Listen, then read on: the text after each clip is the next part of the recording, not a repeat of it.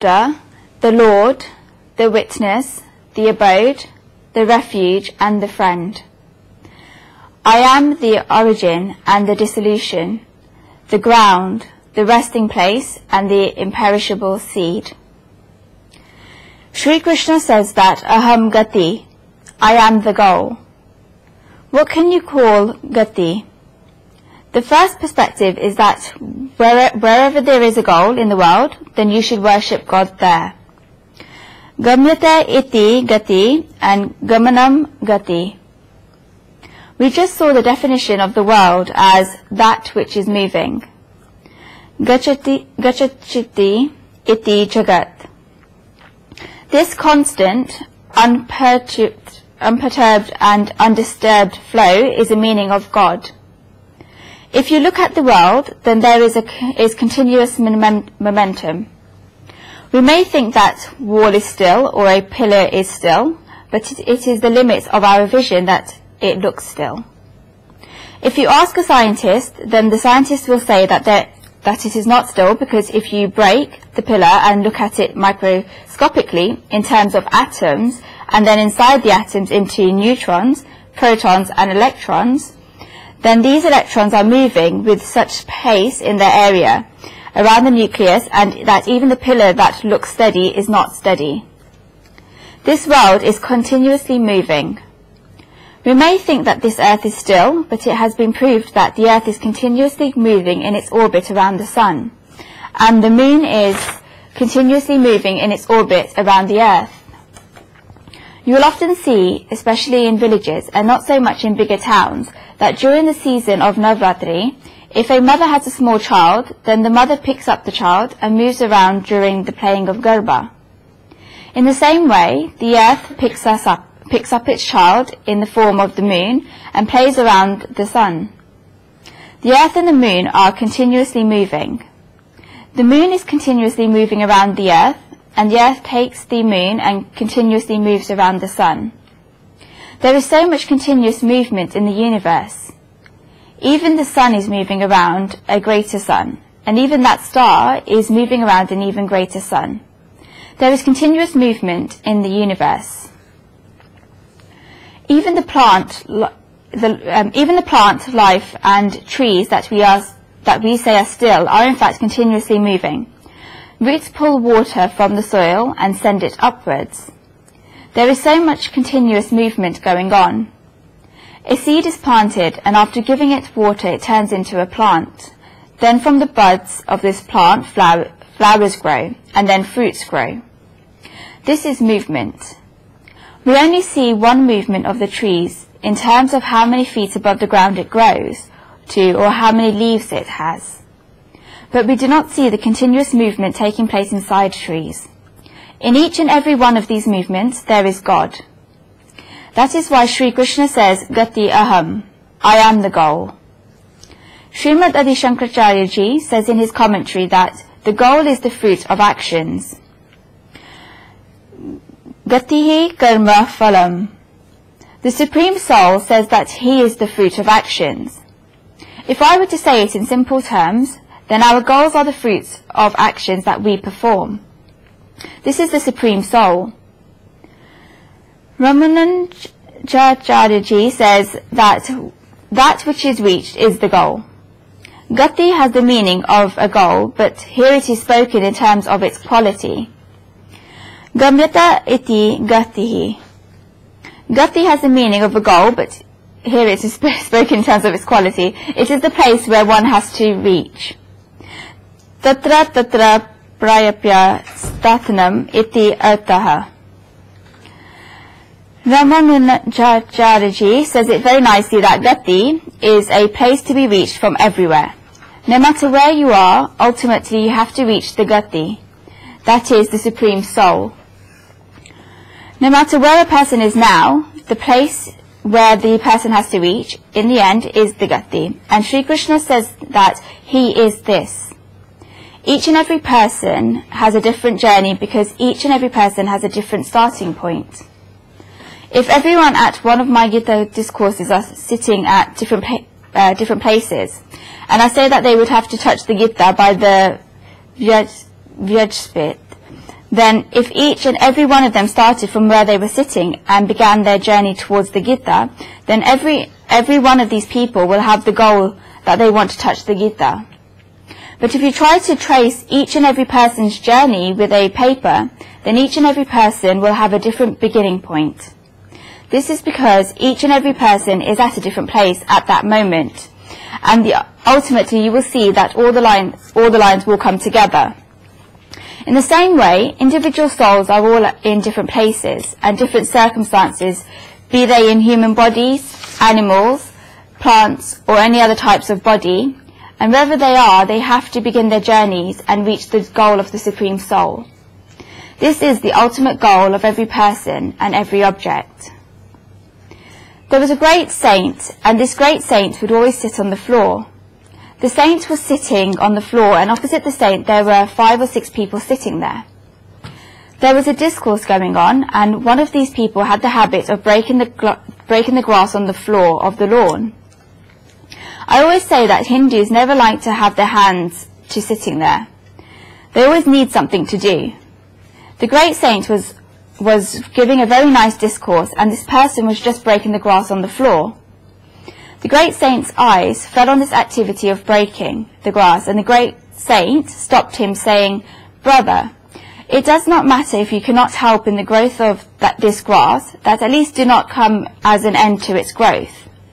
Do not fall like a stone on its development." The person who was breaking the grass found this strange, and asked the saint how it was so that he had become an end to the development of the grass. The great saint said, "Think about it. You are breaking this grass and throwing it away, and this stops the development of the grass. But if you let the grass grow and leave it alone, and some cows comes and feeds on this grass, then the grass will go into the stomach of the cow and become milk. A male will then drink this milk, and this milk will turn into the semen inside the male's body and enter into a female's body and become born as a human being. This is the journey of grass. It will become born as a human being, and after being born as a human being and performing satkarmas, good deeds, it will attain the supreme truth. Why are you stopping this? Because you are breaking it, the blade of the grass will dry up, will become useless, and will go back into the soil. When will it then again grow as grass? We may think that the chance of grass entering a cow's stomach, turning into milk, entering a male body, being turned into semen, entering the female body, and being born as a human being are so remote. They are not remote chances. Those things that look like remote chances to us are in fact very clear things, like 1 and 2 great saints.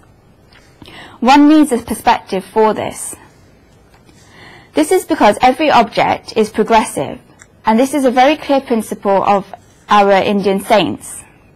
The entire world has the ultimate goal of the Supreme Soul.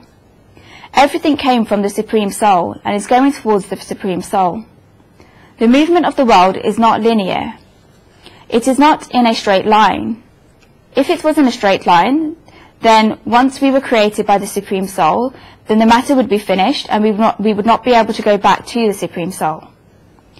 But the movement of the world is in fact circular, and that is why we have the hope that we will one day become one with the Supreme Soul. Some people have a small circle and some people have a large circle, but the movement will always be circular. This is very clear. And I always ask the question that why have people ruined this by saying that there is only a remote chance? When a person has negative and hopeless thoughts, then this is not a remote chance. When I read this principle, I remembered something. When I was studying at school, then there was a joke amongst my friends about what remote chances are like. Before writing this joke, I will make 2 things clear. Firstly, I was in a boys' school, and it was not a co-educational school. And secondly, it was a time when I was around 12 to 13 years old. Someone said this to me, and I remembered it. There were 2 friends, and one friend said to the second friend, let us join the military. The second friend asked, why? And the first friend said that the pay was good because one could work in the military for 15 to 20 years and then relax for the rest of their lives, as when they retire they get a badge and that they will enjoy it a lot. So the second friend said that what the first friend was saying was true, but he was shy.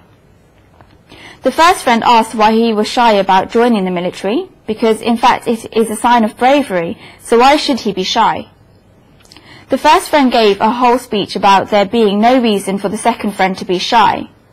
The second friend said that once we join the military, then two things could happen. We could get the job or not. If we did not get the job, then it would be fine because we would go back to doing what we were doing before. But if we did get the job in the military, then two things could happen. The first is that we could get kept in a town, and the second is that we could get kept at the border. If we get the job in the military and a place in the town, then it would be very good. But if we are placed at the border, then two situations could arise. Either we would have to go to the war, or there would be the threat of war. If there was a threat of war, then it would not be a problem. But if we had to go to war, then two things could happen. We could either win, or we could lose. If we win, it would not matter. But if we lose, then two things could happen. We could either die, or we could live. If we live, then it would not be a problem. But if we die, then two things could happen. Either our dead bodies could go back to our hometowns, or our dead bodies could be taken by the enemy. If the dead body goes back to our hometowns, then it would not be a problem because our own people would get to see our dead bodies. But if the enemy took our dead body, then two things could happen. Either they could cremate our bodies, or they could throw away our bodies. If they cremate our bodies, then it would not matter because cremation should happen, and it is the most scientific way, as the Isha Upanishad says, Vasmantam Shariram. But if they throw away our bodies, then two things could happen. Either we could grow back as plants, or we could become like stones on the ground. If we become like stones on the ground, then it will not matter. But if we grow back as plants, then two things could happen. We could come back as grains or oil plants. If we come back as grains, then you would not be a problem. But if we came back as oil plants, then two things could happen. Oil will be taken out of us, and if the oil gets taken out of us, then the oil will either be used in making food or in making soap. If the oil is used in making food, then it will not matter. But if the food is used in making soap, if the oil is used in making soap, then two things could happen. It can either be soap used for bathing or soap used for washing clothes. If it is made into soap used for washing clothes, then it will not be a problem. But if it is made into soap used for bathing, then two things could happen. Either a male would touch us in the bathroom, or a female would touch us in the bathroom. If we are touched by a male, then it will not matter. But if we are touched by a female in the bathroom, then I will get very shy. That is why I am shy about joining the military. Such remote chances.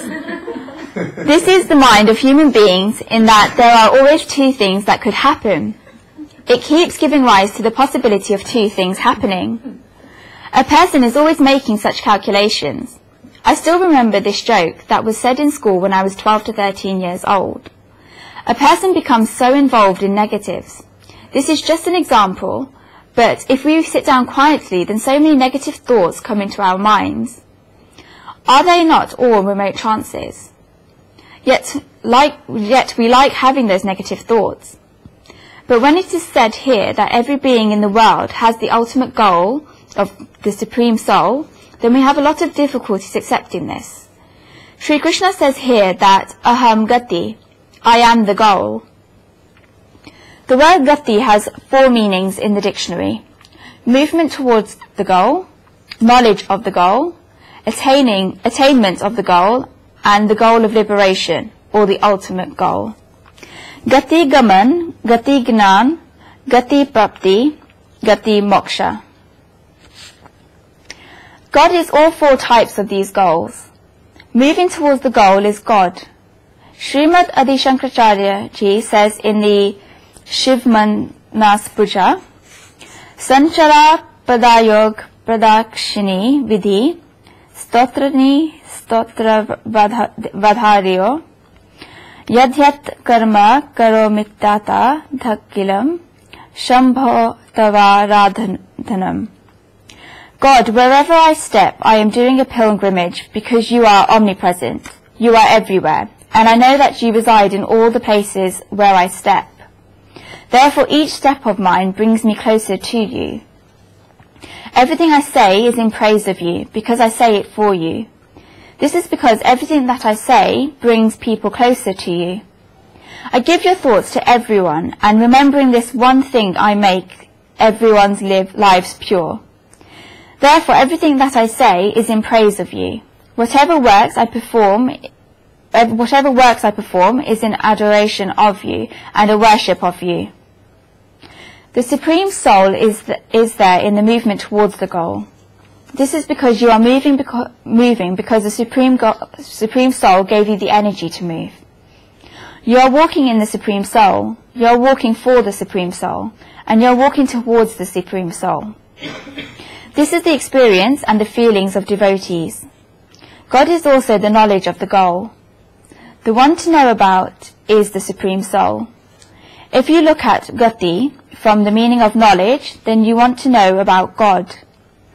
What use is there in knowing about anyone else? Thirdly, you also have to attain God. You just want to attain God. Fourth, becoming liberated is also God. Becoming one with God is liberation. The drop of water becomes one with the ocean. This is liberation. The second quality of the Supreme Energy is to upload, as said in this verse.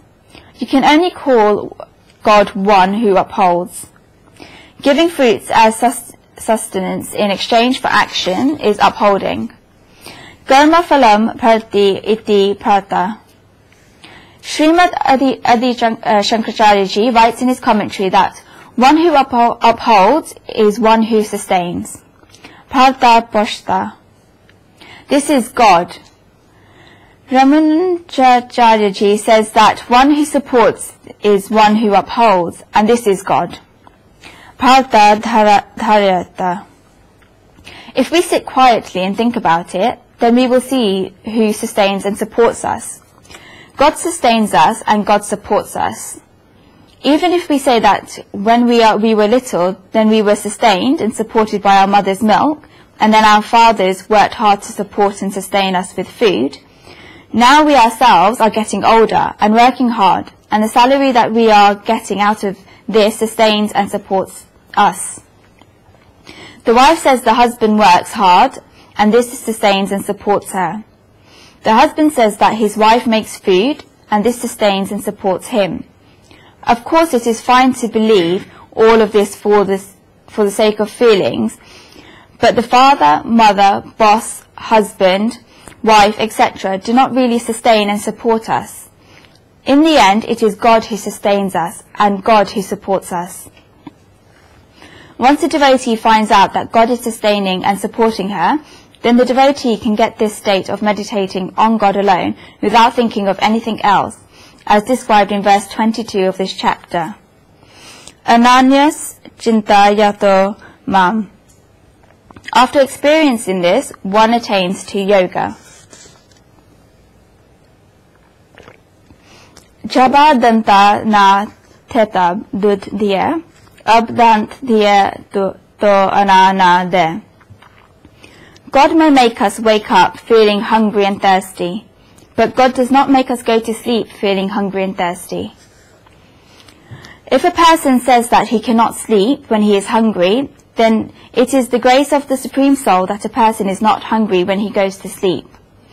God says that if you make efforts, then you will get food in your stomach. God will definitely give this to you. God always comes in one form or the other to give this to you. God gives without any conditions. People just do not have faith in God. We make such good arrangements. God gives food to a little child in the proportion that the little child needs the food. God has not given teeth to children despite giving them a full body. When any individual is born, then it is born with everything including the hands, feet and the senses. The individual also has hairs on her head and nails.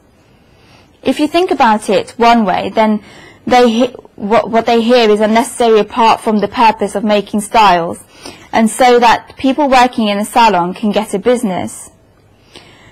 Otherwise there is no use for hair. If there was no hair, then it is not as if nothing will work. Everything would work very fine. If you look at it one way, then hair is useless. Nails are useless. They were needed in prehistoric times when people needed to scratch each other. They were needed for protection and for holding things. But now we are cultured and civilized, and therefore we have no need for nails.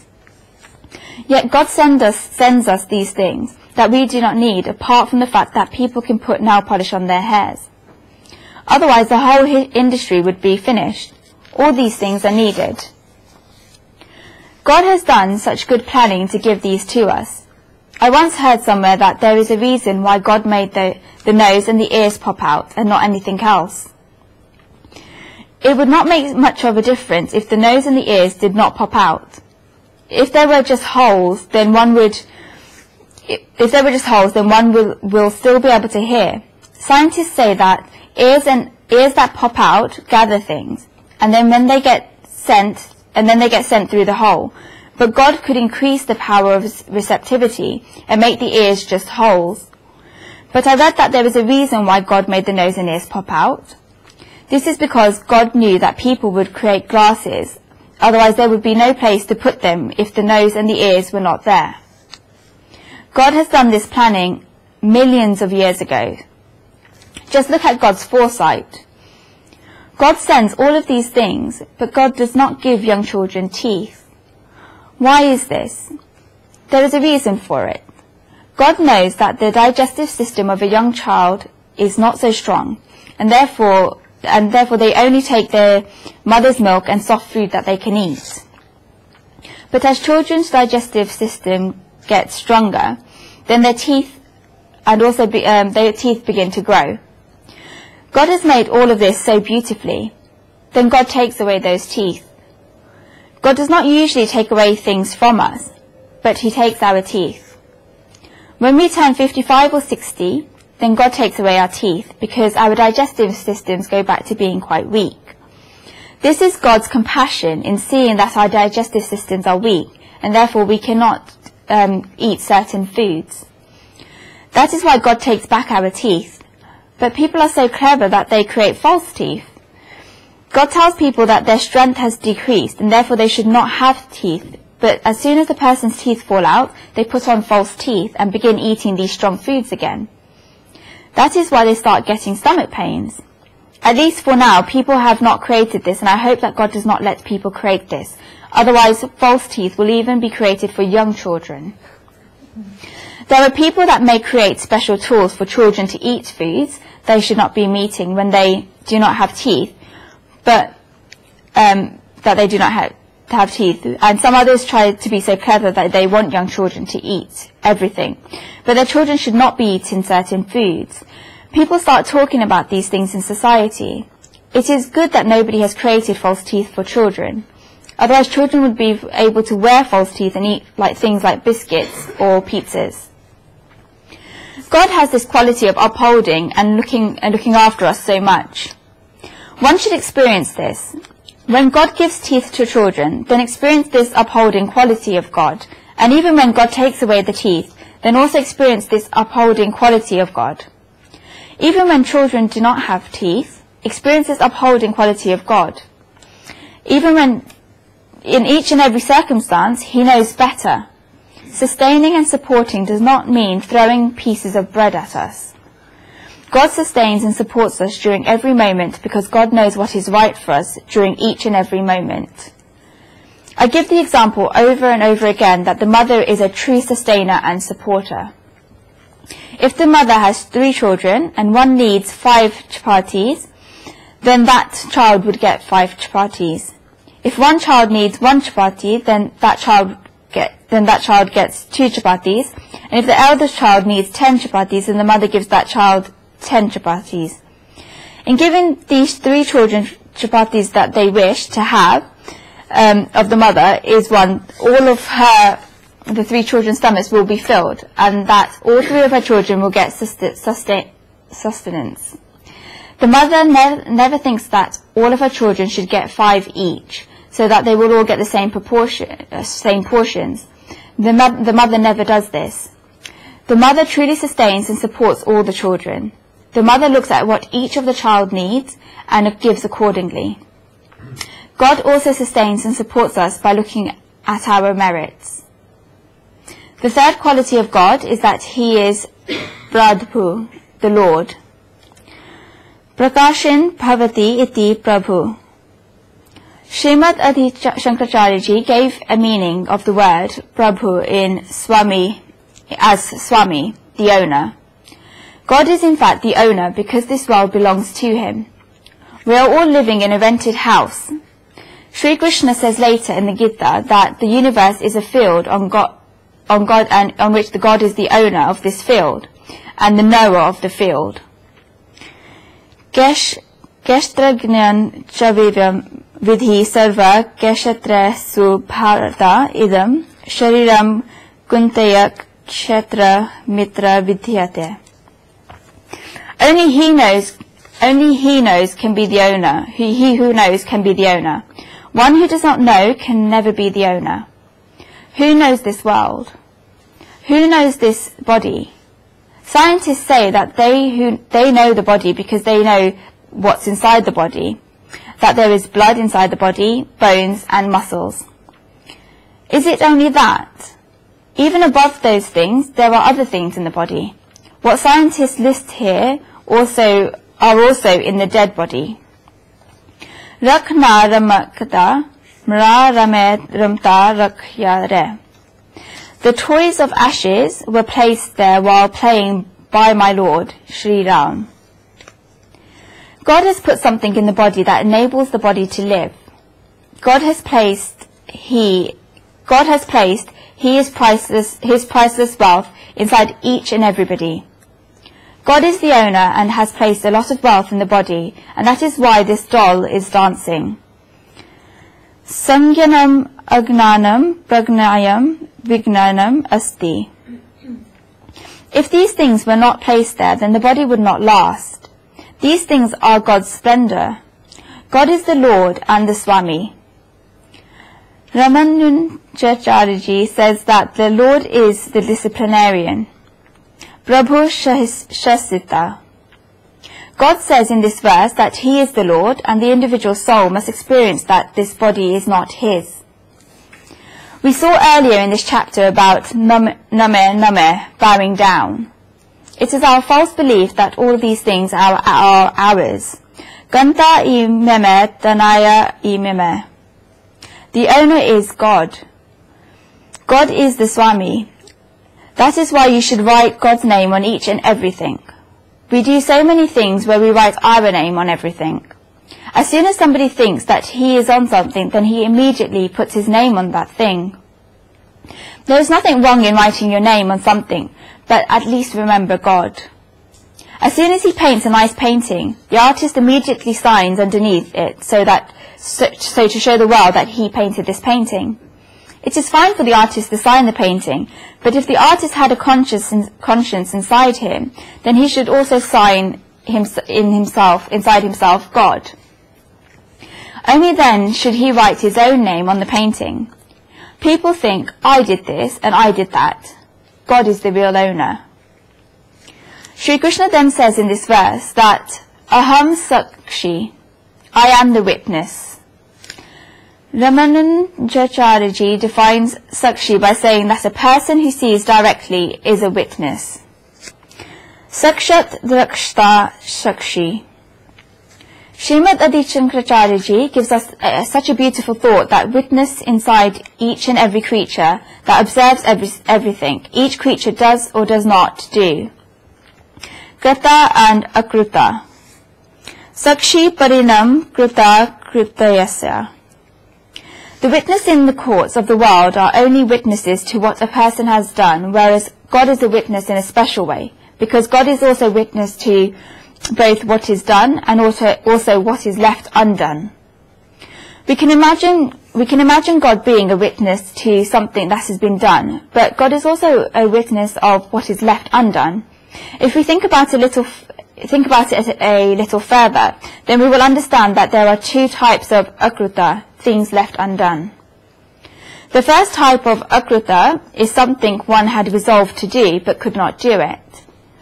The person decided, for example, that he wanted to go to the Kumbh Mela festival in Haridwar, but despite him having resolved to do so, the Kumbh Mela festival finished and he could not go. This falls into akruta because the person had resolved to do it, but he could not do it. The second type of akruta is the person who has is something which one had not even thought about doing it, therefore he had not done it. There are therefore two types of akruta, things left undone. Out of these two types of akruta, out of the things that one had resolved to do, the first type is that one may have resolved to do something good but could not do that thing, and the second type is that one may have resolved to do something wrong but could not do that thing. There are two types of good things and two types of wrong things. In the same way, out of the things that one had not resolved to do, the first type is that one may not have even thought about doing something good and therefore did not do that thing, and the second is that one may not even have thought about doing something wrong and therefore did not do that thing wrong. Our karmas that we are in reality performing are very few in number. Those karmas that we call bodily karmas are very few in number. Mental karmas, on the other hand, are numberless. The reason why bodily karmas are very few in number is because the body has limits. The power of the body is limited and the time in the body is limited. There are many bondages to the body, such as time and place. But while a person is sitting down, the mind performs so many karmas. These are mental karmas. All these karmas lead to bondages. God says in this verse that He is the witness to all these karmas. Therefore, India is the only country in the world to make the revelation that sins can be bodily but also mental. If sins can be mental, then punya, the opposite of sin, can also be mental. You will not find such thoughts anywhere else in the world. You will not even find this in the penal codes. The law cannot say this, and only religion can say this. Only a religious preacher can say this, and only a rishi can say that these sins can also be mental, and penances can also be mental. As Sri Krishna will later say in the Gita. There are, of course, bodily penances, but they can also be mental penances. It can be the case where the body is doing nothing, but the mind is performing penances. We have given a lot of importance to the mind. Stealing something bodily is punishable, but stealing something mentally even more punishable than this. There are very few people that steal something bodily, but there are so many people who steal something mentally. If a person goes to somebody's house and sees a nice piece of furniture or a nice item that they think it would be so nice if they had that thing, this thing reaches their house. It is fine that the person did not have the courage to steal that thing, because if they got caught, then they would have to go to jail. People fear society, and that is why there are a lot of thieves around. But Plato said that as soon as a human being got a ring that made them invisible, and how many people in the world would follow the law? As soon as somebody got a ring or a mantra that made them invisible, then how many people would continue to follow the law? We all only follow the law because we fear getting caught. I'm saying this as a joke that the majority of people who follow the law actually follow the law because of fear. People do not steal because they do not have the courage to steal. That is why they follow the law. Do not do this because it is not worth doing. Those who steal are courageous because they do it despite the fear of society, the risk of getting caught, the fear of getting beaten by the police, the fear of getting a punishment, and all other fears. They can leave all these things and continue to steal things. How courageous must such a person be? We cannot do all of these things because we are fearful. Let us leave this. What I mean to say is that mentally stealing something is very big theft. God is even a witness to this because God knows the thoughts that came to our minds. And I will say another thing, that God is all-seeing and does not need another witness. Sarvasya jaham hridi sanmi mishyato. You can fool a witness in court through clever lawyers, and these can even be used to show a right witness as wrong, but you can never prove God wrong. This is because God is the judge and God is also the witness. God says only one thing, and that is that He was with you throughout the whole time. What will you be able to argue in front of God? You cannot say that something else was in your mind. God will say, nothing doing, I was right within you. How could this work? God is the witness. God is a witness who sees directly. God is a witness who sees without any means, without any instruments, and without any mediums. God is a witness who sees directly. That is why the vision that God has is very clear, the vision. There can be differences in our vision and what we see. For example, if we put yellow glasses in front of our eyes, then everything we see will be yellow. If we put red glasses in front of our eyes, then everything we see will be red. People will not even know they were wearing these glasses and would ask why everything they see is yellow or red. We just tell them to remove the glasses. Because they are a habit of wearing glasses, they do not even know that the glasses are yellow and keep asking why everything is yellow. There are now photosensitive glasses, so as soon as the sun starts shining, the colour of what one sees changes immediately. People do not even know how much the sun is shining. In the same way that there are these glasses, if you go deeper into this, then you realize that these eyes too are glasses. Great saints explain this to us. The eyes themselves are spectacles because they too are a medium. Just like the yellow glasses made us see everything yellow, in the same way, if our eyes go weak, then we will not be able to see the world properly. If the eyes are good, then you would be able to see good. Therefore, the eyes are a medium. Therefore, how smart are we by relying on our eyes? The eyes are also glasses. When you go to an optician's, then they ask you to read the letters on the board. The letters on the board are the same, but two people will read them differently. The opticians that you go to, who make you read them, will point out that the letter written on the board is N, whereas what you are reading is P. Does this not happen? Sometimes what is written on the board is Y, and you read P. This does happen. How can we therefore depend upon our eyes? The eyes are also glasses. The eyes are also a medium. Not just are the senses of the eyes glasses, but each and every sense organ is a form of glasses. The ears are also glasses. The skin is also glasses. The tongue is also glasses, and the nose is also glasses. Everything we are perceiving through our senses brings limits to the person because these are the limits of the senses themselves. Is the nose not also a form of a glass? Are the ears not also a form of glasses? I will not go too deep into this, but if one person says a word, then three people will hear that word differently. Just one word is heard differently by three people. If one person, for example, says bread, then two people may hear red, whereas the third person may hear red. The person who reads the word said bread, yet one of the listeners hears it as red. Whose fault is this? It is the fault of the ears. Yet this person who hears says that the person said bread. The ears are also glasses.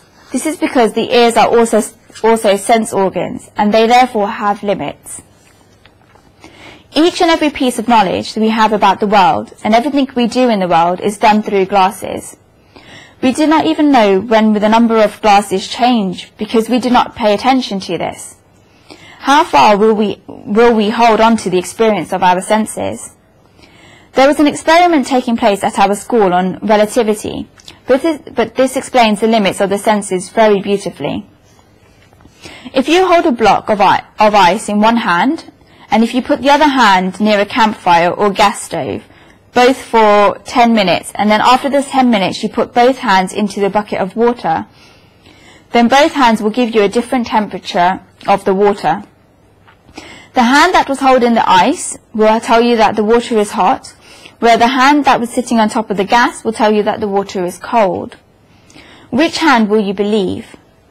The water is one, and the temperature is the same in both hands. The senses always have limits. The Supreme Soul is a form of the Supreme Consciousness, and has a direct vision as a witness because of the Supreme Soul is seen without limits of the senses, and without the medium of the senses. That is why there is no variation in his vision, and that is why nobody can challenge his vision. That is why the Lord says with pride here, Aham Sakshi, I am the witness. You and I cannot say this with such pride because we are limited, and we have to say that we saw something when we heard something. And if something registers, then we have to say that we feel something. But we cannot say that it is something. We can only say that this is what I perceive, and we cannot claim that it is so. Only God can say that it is so.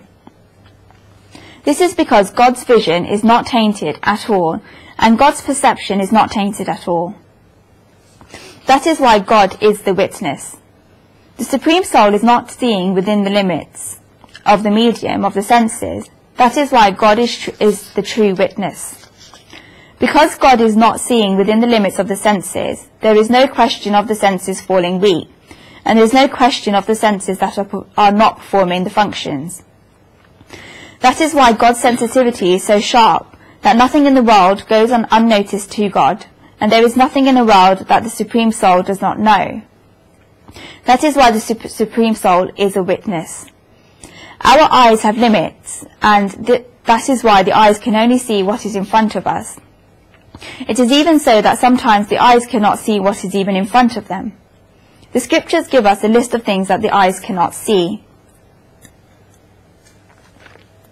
Ati durat sami pyasavedhara.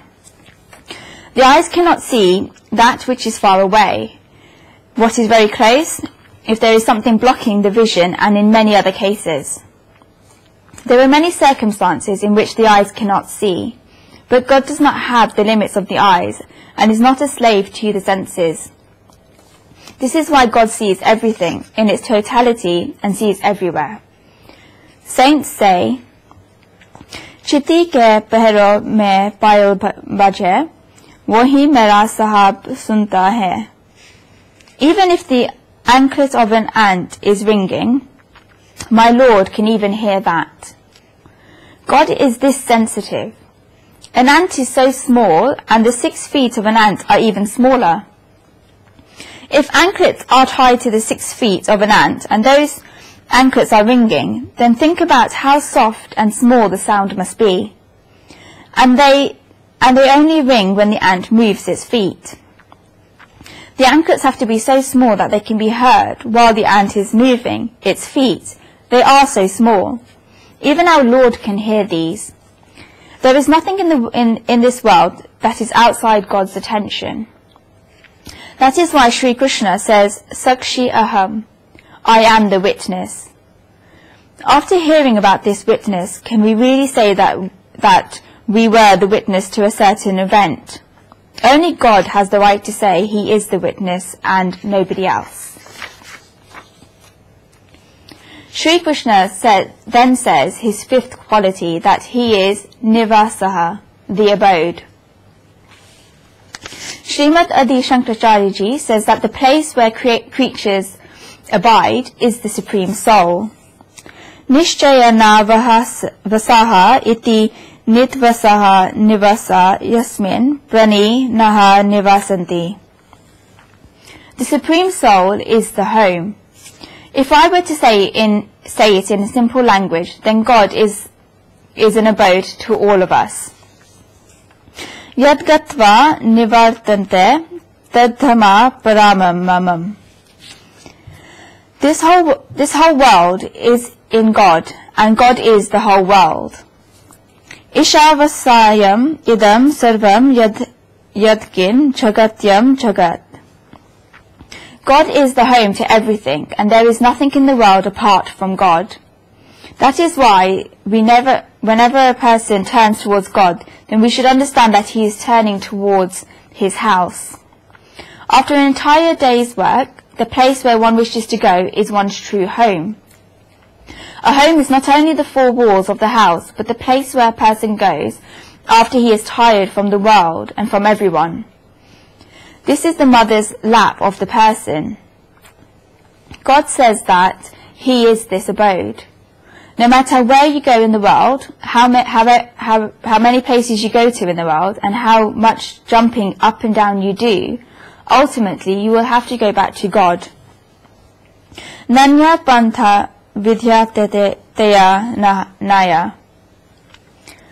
There is no other path than this. Many people say that the Kali Yuga, the later age in the cycle, where sin is prevalent, has come, but those who have known me for a long time will know that the moment when I decided that I wished to leave everything and go to the refuge of the Supreme Soul, then it was a major decision. I told everybody in my family and my close ones. They told me that I am going to do all of this for religion, but how long will religion last for, given that the times are changing so much? This was around 15 to 20 years ago. They said that while there are elders around, religion will last because they will come to listen to the discourses. They said that apart from that, who would come to listen to the discourses, because the children would never do this. They asked me about what I would do afterwards. There are still many people who say this.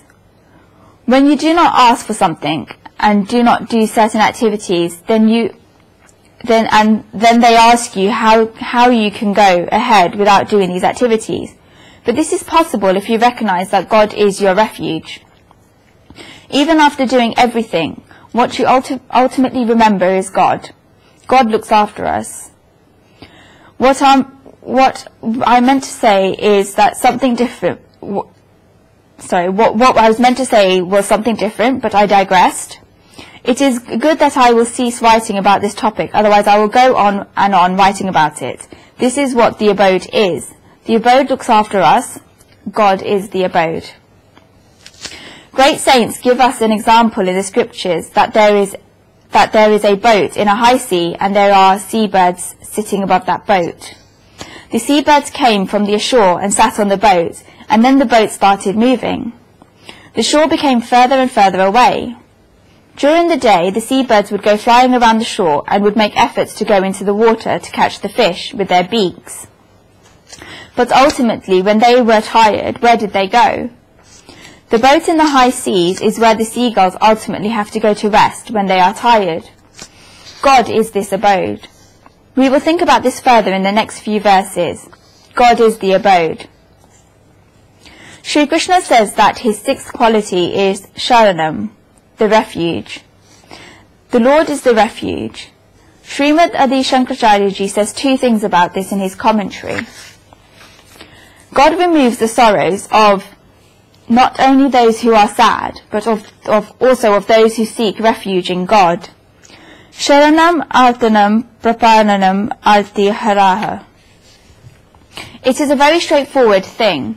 The fact that people who do not seek refuge in God is not the fault of or the limit of God. The person who does not seek refuge in God does not accept that he needs God's help.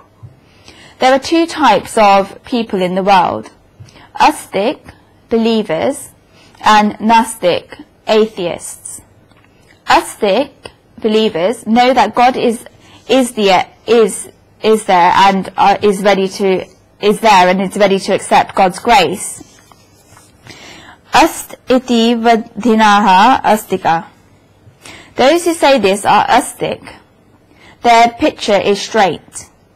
Gnostic, atheists, are not those who say that God does not exist, but those who say that they do not need God's grace. Their picture is upside down. When Gnostics say that God is not the then, this does not mean that the Supreme Soul goes away and that the existence of Supreme Soul goes away. But Gnostics try to give importance to themselves by saying that they are not ready to accept God's grace. This is because their attitude and their alignment are wrong. Their picture is upside down. Astic always seek the feet of God. The biggest goal of a devotee's life is to go to the refuge of the devotee's Lord and to bow down to God. Abhato sharan iti hare. Prapanata, seeking refuge in God, is essential. How did we get the whole Gita? It is because of the word prapam, refuge. Arjuna said in the 7th verse of the 2nd chapter of the Gita, Karpanya dosho prahatas svabhava racha mitvam dharma sanmur chata yashreyasya nishitam rihitanme shishyasteham shadhimam tvam prapanam. My very being is stricken with the weakness of sentimental pity. With my mind bewildered about my duty, I ask you, tell me for certain which is better. I am your pupil, teach me, who am seeking refuge in you. Had Arjuna not said this, and if you take out this one sentence from the 7th verse of the 2nd chapter of the Gita, then the whole matter would have been finished. Did this type of talk suit the battlefield? This dialogue of the Gita began because of this one sentence on the battlefield. And not only that, but the whole war was forgotten, but the Gita was remembered. The whole of this first chapter of the Gita, can be represented in this verse. If you want to split the Mahabharata into two parts, then there is the Mahabharata before the Gita and the Mahabharata after the Gita. The last two lines of this 7th verse of the 2nd chapter in the Gita can be the dividing line between the two parts. The first of these last two lines represents the first part of the Mahabharata, whereas the second of these last two lines represents the second part of the Mahabharata, which is the reason for the Gita, the birth of the Gita, and the cause of the Gita. That is why the word prapanam, refuge, is so important. After a person seeks the refuge of the Supreme Soul showers his blessings on the person.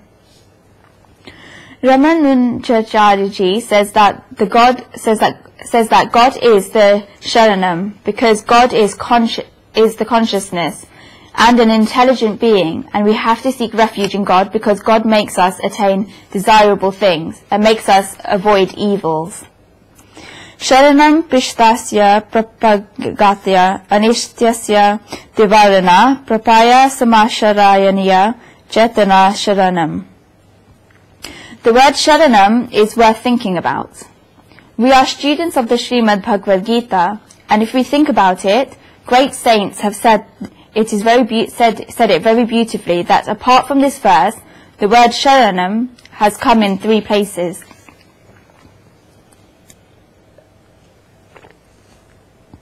And these 3 places where Sharan has come determines the whole graph of the Gita. The first time it is said is in the 49th verse of the 2nd chapter of the Gita, where Sri Krishna tells Arjuna, Buddhav Sharanam Vicha, Krupana Phala Hetavaha. Seek refuge in intelligence. Pitiful are those who seek for the fruit of their actions. This is where the word Sharanam is first said by Sri Krishna in the Gita, where Sri Krishna told Arjuna to seek refuge in intelligence. The 2nd chapter of the Gita was about Samkhya Yoga, and therefore the intelligence was given prominence. This is where the Gita gives prominence to the intellect. Sri Krishna tells Arjuna to do what he feels right. The prominence of the intellect has remained throughout the Gita. In the 63rd verse of the 18th and last chapter of the Gita, Sri Krishna says, Yate jati tatha guru vibhushaya tata sheshina etad asheshina vimrusha. Thus has wisdom, more secret than all secrets, been declared. Sorry, I'll start that again. Thus has wisdom, more secret than all secrets, been declared to you by me. Reflect on it fully and do as you choose.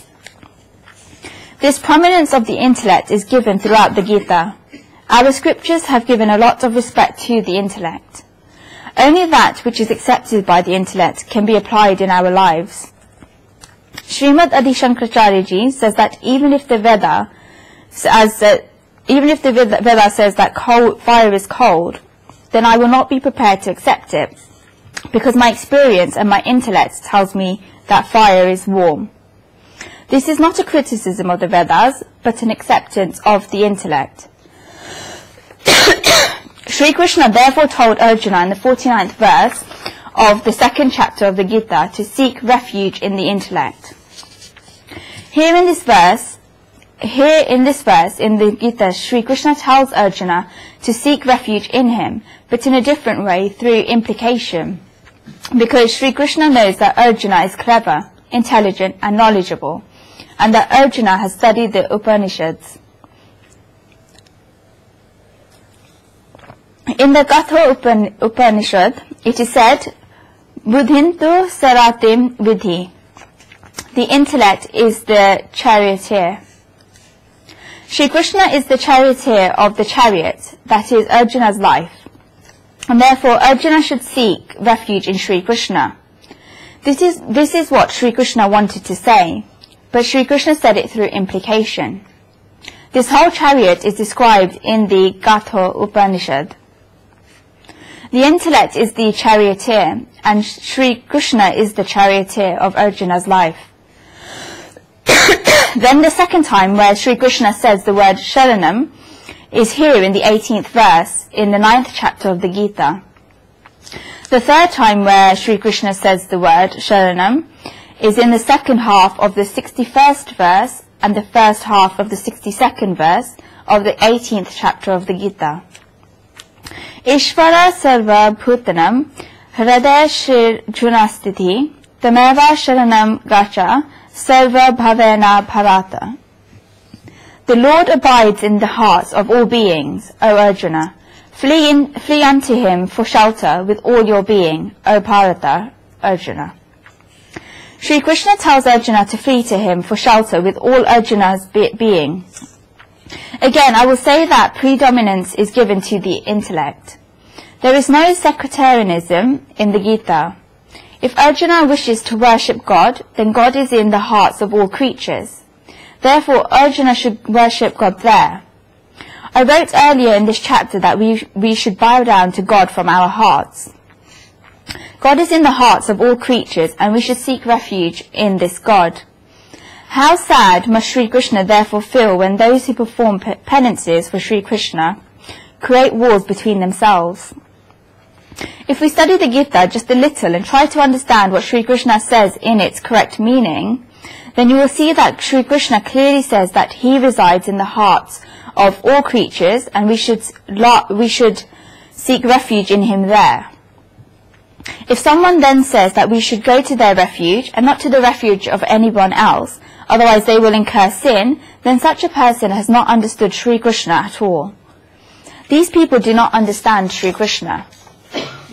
If I am not forgetting, Akhandanand Saraswati Ji Maharaj gives the example that there were many saints and acharyas, teachers, gathered together in Vrindavan. Out of these, a woman was living with one of the acharyas, teachers, in his hermitage. This acharya was such that if someone came to him, then he would tell them not to go anywhere else. This woman did not have much knowledge, and therefore, if there was a discourse going on somewhere else, then she would go there to listen to it. In the Bhadra Sukta of the Vedas, it is said, "Let the noble thoughts come to us from all directions." Ano bhadrava kratayo yanto vishvataha. This woman would go everywhere, and the Acharya in his hermitage she was living would not like this. Rather than a great soul, I will call him a deluded soul. He would always ask her where she was going, and told her if she went there, then she would incur sin. He told her that she should not listen to what anyone else was saying. He told her that he was giving discourses, and therefore she should only listen to him. He asked her why she was listening to anybody else. This woman would still go to the other discourses. In the end, after 5 to 7 days, the deluded soul called the woman and had resolved that he wanted to trick her in any way possible. He had told her to come back when he finished his prayers. He told her to hold a small pot with holy water in it, and after putting flowers and rice in it, he told her to make a promise that because she had come there, she would not go anywhere, and because she had come there, she would benefit, had no need to go anywhere else, and if she went somewhere else, then she would incur sin. The deluded soul told her to make this promise. The woman made the promise that from this moment on, she would leave his hermitage and would go everywhere else, but would never come to the deluded soul. This is what sectarianism is. They create such walls. Sri Krishna says in the Gita that we should seek refuge in the Lord, who resides in all hearts of creatures. It is He who we should go to. Thirdly, there is the very famous verse 66 of the 18th chapter of the Gita, where Sri Krishna uses the word Sharanan. Sarva dharman parthiyajya mamekam sharanam. Abandoning all duties, come to me alone for shelter. This is a direct message. Could Sri Krishna not have said the very same thing in the 2nd chapter of the Gita? What difference would it have made if Sri Krishna had placed this verse in the 2nd chapter? It would not make a difference to Sri Krishna, but it would have made a very big difference to Arjuna and to us. When people say this verse to summarize the message of the Gita, then people question how God can be like this, that God is saying to leave everything and come to him. People say that this is such an egotistic statement of Sri Krishna. Sri Krishna knew that people would say this, and that is why Sri Krishna gives Arjuna the message of the whole Gita, and then all the way in the 18th chapter, Sri Krishna said to Arjuna to abandon all duties and come to Sri Krishna alone for shelter. Sri Krishna explained all duties to Arjuna and gave Arjuna the peak of knowledge of life, and then told Arjuna to come to him alone for shelter. The meaning of this is that what Sri Krishna is trying to say, that if he continues to follow useless laws, then there will be no development for Arjuna. Sectarian people hold on to this verse and say that Sri Krishna tells everybody to abandon everybody else and to come to them.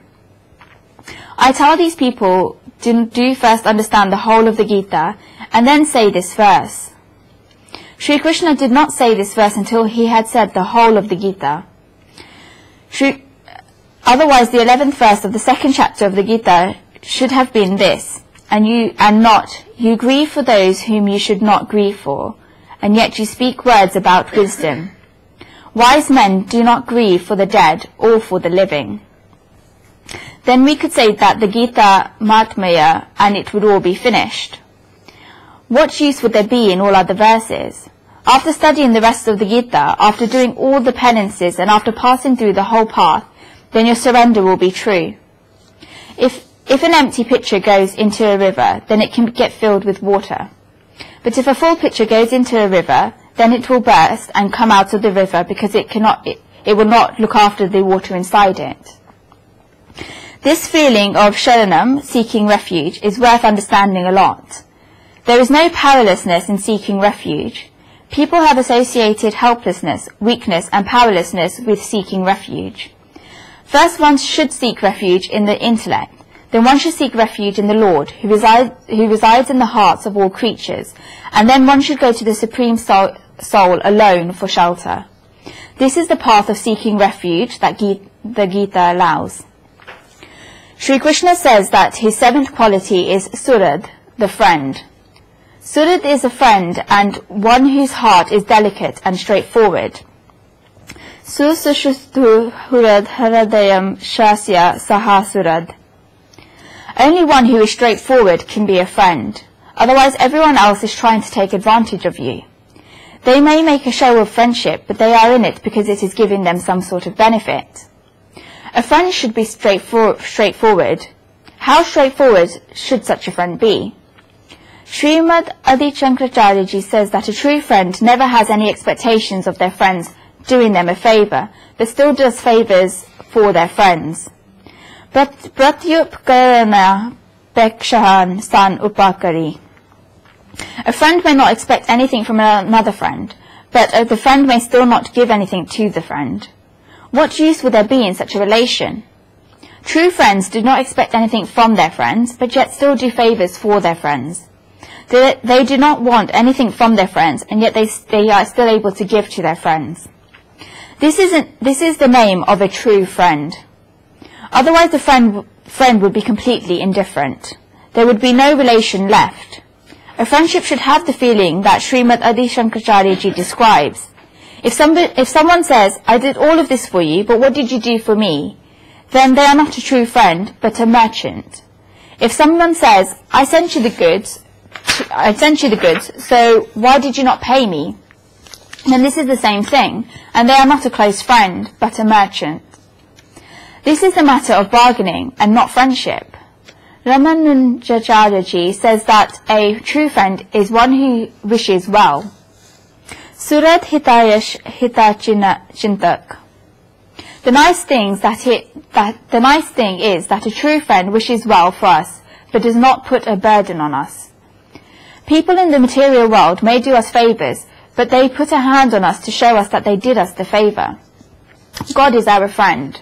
The Supreme Soul is such that he does favours for us, yet he does not put his hand on us to show us that he has done us this favour. Everything nice that is happening in our lives is being done by God. Who else does it? Only the Supreme Soul does it. We already saw in the 29th verse of the 5th chapter of the Gita, where Sri Krishna said, Suradam sarva bhutanam gnantvanam shanti mrachati mam sarva bhutanam suradam gyatva shantim richati. And having known me as the enjoyer of sacrifices and austerities, the great Lord of all the worlds, the friend of all beings, he, the sage, attains peace. If one knows the Supreme Soul as the friend of all beings, then there is peace of such a person in life. The reason why there is turbulence in our lives is because we do not see the Lord as our friend. You will see in other religions, and also in some of our Puranas, that God is our enemy sitting high up somewhere in his chair and looking at the earth to see who is doing what wrong. This image of God is created where he is only looking for mistakes. As soon as someone makes a mistake, then this image of God would go after that person. The image of God looks at which foot someone is putting down first, the right or the left. If someone puts their left foot down first, then they are finished. This God is just standing there with a stick. Has God got time for all of these things? This God accommodates us and does good for us, but these people have created such an image of God, and it has become too much.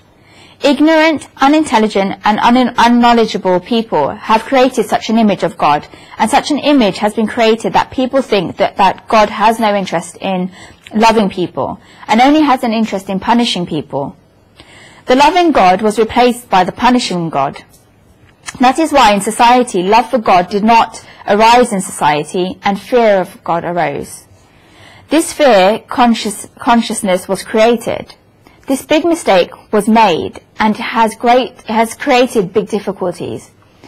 God has so much love for all creatures, and God is our friend. It is our limits that we do not know otherwise in ancient times, and even today, that there are events where people have made God their only friend. There was a child who had nobody in this world. He was living in an orphanage, and a king came there. The chief teacher of the orphanage was asked who the most splendid, most sincere and intelligent child in the orphanage was. The teacher showed the king the child who was the most splendid, most sincere and the most intelligent in the orphanage. The king asked how the expenses of these children are paid, and the teacher said that all these expenses come from charity because these children have nobody in the world. The king saw how the child looked beautiful and clean in every way. The king told the teacher that every expense that the child may have should be sent to him. The king was looking after the orphanage, but he said that he said this especially for this child, that the orphanage should look after that child properly. The king said that everything this child needed should be given to the child, and the child should advance in life. The king gave this order and went away. The child was specially looked after. Slowly and slowly after studying, the child became intelligent and efficient. When the child's studies finished, then immediately the king sent the child the invitation to come to the king's palace.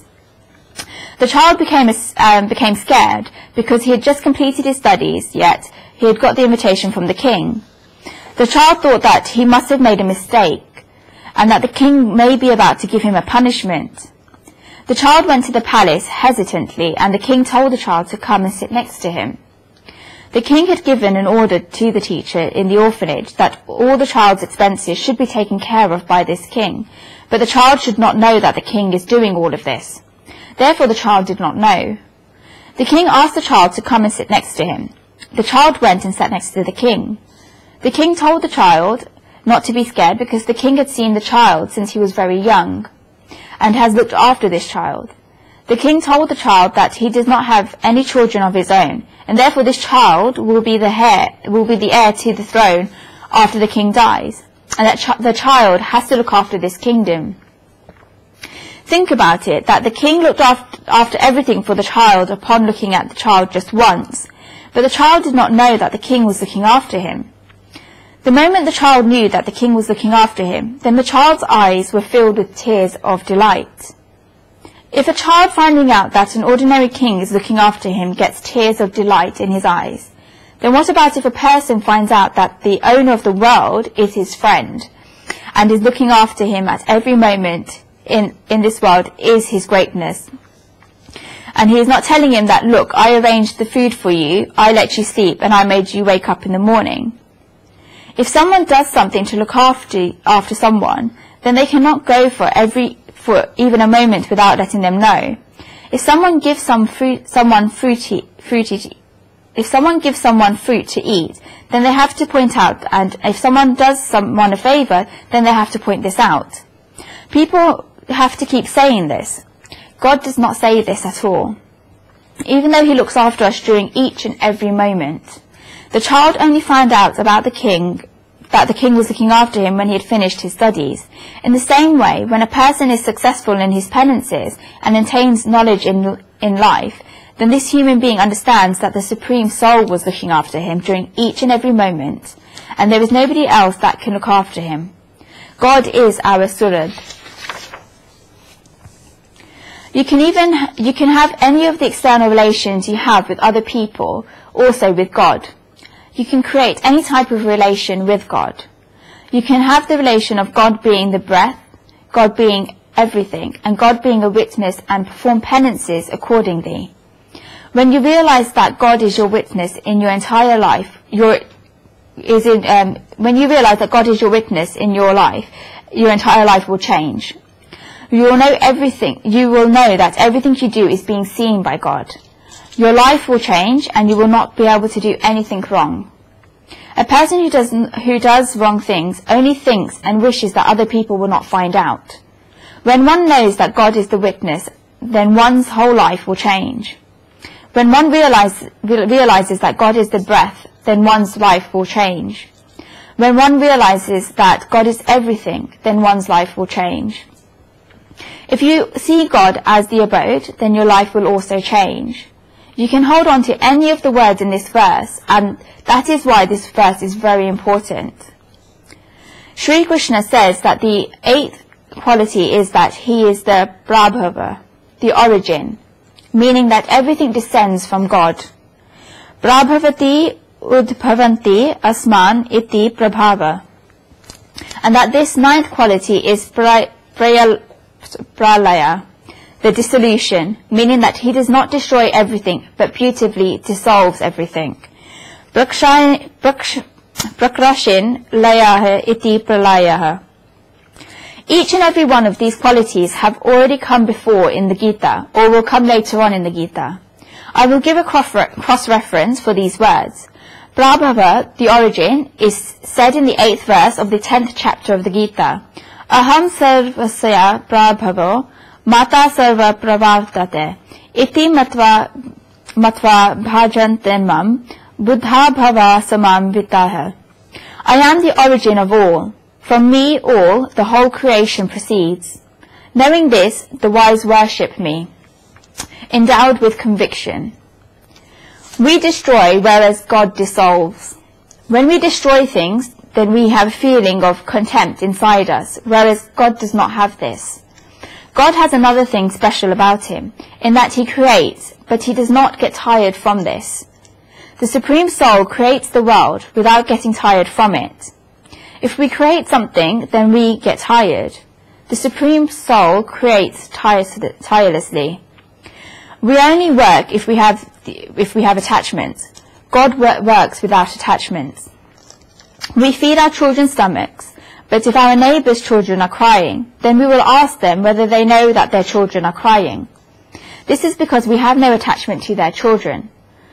We also dissolve things. If we get a letter from someone that we do not like, then we tear it apart and burn it. We have dissolved the paper with a feeling of contempt. When God dissolves things, he does not do it with a feeling of contempt. Sri Krishna says that he is Statnam, the ground. Statnam is a place where one can remain steady. Stiyate asmin tat Statnam. This is the Lord. Sri Krishna then says he is Nidhamam, the resting place. Nidha is a treasury, is simple language, and the fruits of karmas should be placed by God. Nitanta dhyante asmin iti nidhanan. This is because there is nobody apart from God who can look after these fruits. This is why Sri Krishna says to offer all the karmas to him. Before people ask whether God will eat the fruits, God gives the reassurance straight away. Before Sri Krishna said Nidhanam, the resting place, he said not to worry because he will not eat the fruits, because if you offer him the fruits, then he will look after them. Nidyate kashyachit papam nachaiva suratam vibhi. When we say that the experience of the senses are our experiences, then this is such a false belief. The experiences are of the senses. If the eyes have seen something, then this does not mean that you have seen something. When the Rishi Vitasya began writing the scriptures called the Tarkashatra, it is said that while the Rishi was sitting down to perform penances, a cow passed nearby. After the cow went, a lion immediately came after. The lion came to the Rishi and asked him where the cow went. Then the Rishi gave a very nice answer that the eyes have seen this, but the eyes are unable to speak in the mouth. The mouth can speak, but it does not have the vision. How then can I tell you?